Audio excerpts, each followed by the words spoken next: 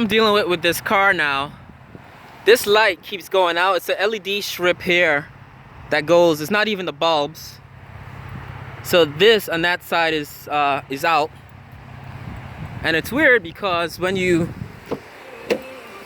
put the rear fogs on, I have the rear fog switch there installed in the car.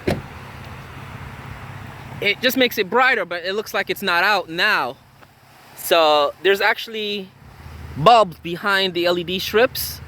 So the bulbs work. So I know it's not a bulb that you replace.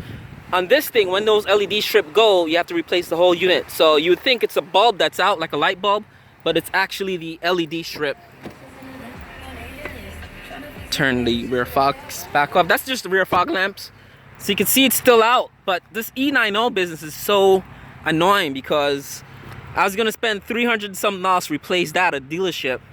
But you just bang it and it comes back on.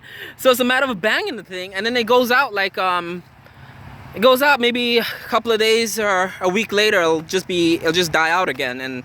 And what happens then? The cops think your taillight's out and you get pulled over for a taillight being out.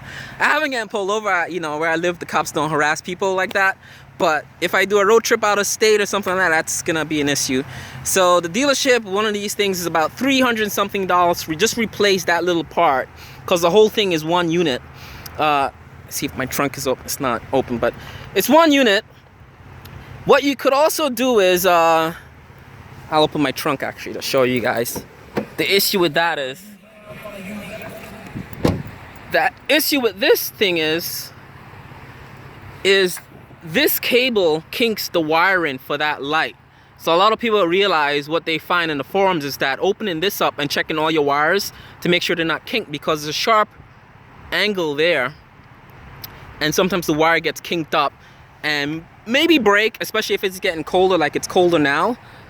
You know, that wiring will snap and break. So that's it. That's what you'd have to replace. That's the part number or whatever there. And it's not cheap. But the thing is so cheap, like I just bang on it and it just comes back on and it goes back out next week or a couple of days from now. So that's the E90. I'm actually thinking, guys, I'm gonna get rid of this car. I've had it since March, and with the baby, it's just too small.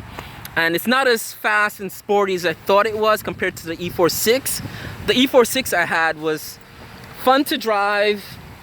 You know, this car is fun to drive if you've never driven a BMW before, but if you've driven an E36 and an E46 like I have, and you drive an E90, you'll find that it's not that much difference. It's not that much more fun. It's not